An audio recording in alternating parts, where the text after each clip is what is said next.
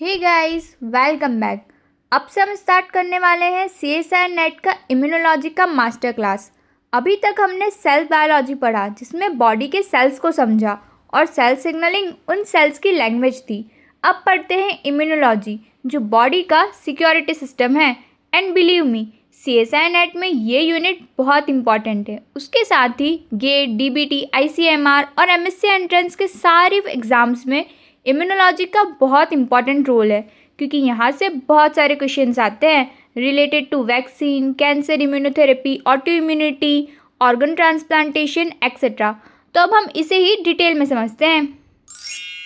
सबसे पहले एक सिंपल से क्वेश्चन से स्टार्ट करते हैं।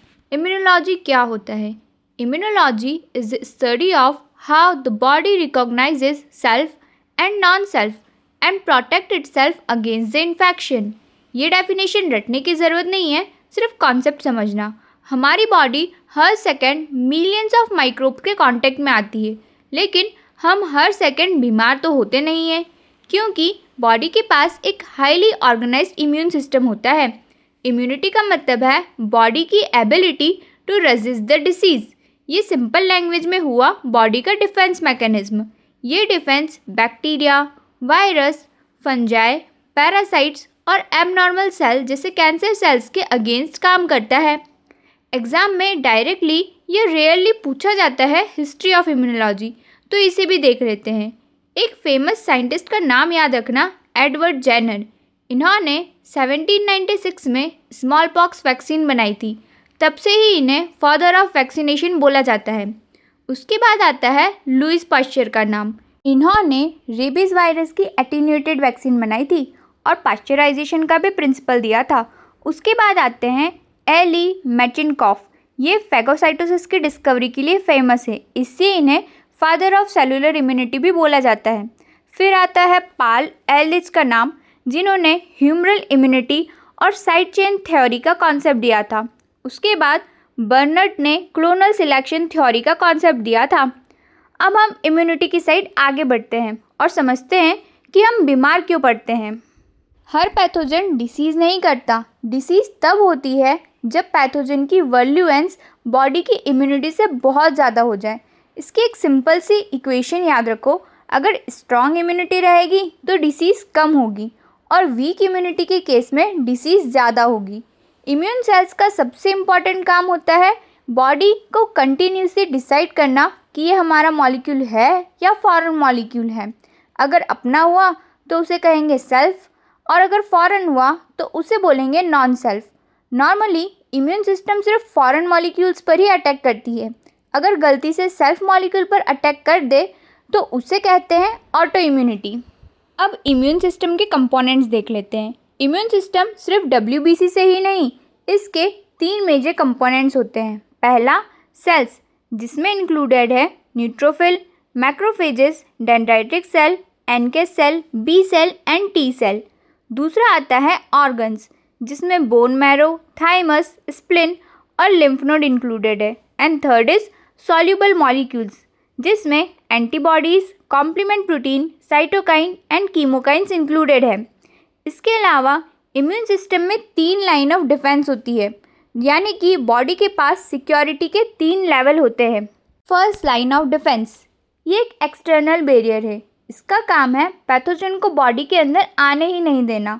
फॉर एग्जांपल स्किन, ये सबसे बड़ा इम्यून ऑर्गन और फिजिकल बैरियर है। दूसरा आता है म्यूकस मेम्ब्रेन।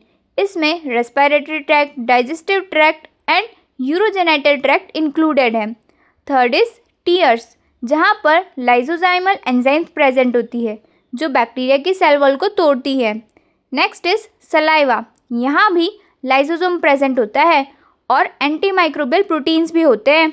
उसके अलावा स्टमक का एसिड, जिसका pH बहुत कम होता है। यहाँ बैक्टीरिया डिस्ट्रॉय हो जाते हैं क्योंकि pH बहुत कम होता है और एसिडिक इन्वायरमेंट होता है। उसके अलावा नॉर्मल माइक्रोफ्लोरा, हमारी बॉडी के गुड बैक्टीरियाज, ये हार्मफुल बैक्टीरिया से compete करते हैं और उन्हें रोकते हैं। मतलब ये सारे दुश्मन को बॉडी के अंदर आने ही नहीं देते। ये हुआ फर्स्ट लाइन ऑफ डिफेंस। अब आते हैं सेकंड लाइन ऑफ डिफेंस पर।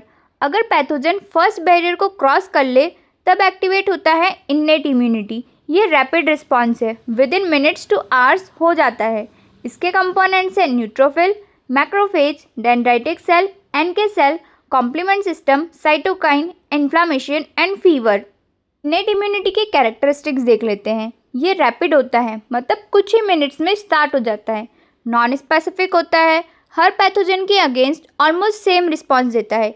इसमें कोई मेमोरी नहीं होती। ये सेकेंड इन्फेक्शन पर भी सेम ही रिस्पॉन्स देगा। थर्ड लाइन ऑफ डिफेंस की बात करें तो अगर इनेट इम्यूनिटी भी पैथोजन को एलिमिनेट नहीं कर पाती है तब एक्टिवेट होती है एडाप्टिव इम्यूनिटी। इसके कैरेक्टरिस्टिक्स है हाईली स्पेसिफिक, हर एंटीजन के लिए ये अलग रिस्पॉन्स देता है। स्लो इनिशियली एंड लास्ट में बहुत फास्ट। पहला एक्सपोजर में इसको 5 से 7 दिन लग सकते हैं रिस्पॉन्स देने में, लेकिन उसके बाद ये बॉडी से पैथोजन को बहुत जल्दी एलिमिनेट करता है। इसके अलावा इसमें मेमोरी भी होती है। सेकेंड इन्फेक्शन में ये बहुत फास्ट रिस्पॉन्स देता है। इसी प्रिंसिपल पर वैक्सीन्स काम करती है। अब एक कंपैरिजन देखते हैं इनेट वर्सेस एडाप्टिव इम्यूनिटी का। Innate immunity by birth present होती है, फास्ट होती है, नॉन स्पेसिफिक होती है एंड विदाउट मेमोरी होती है।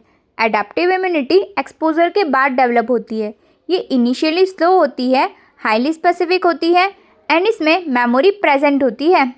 इसके अलावा एक और कंपैरिजन आता है एक्टिव और पैसिव इम्यूनिटी का।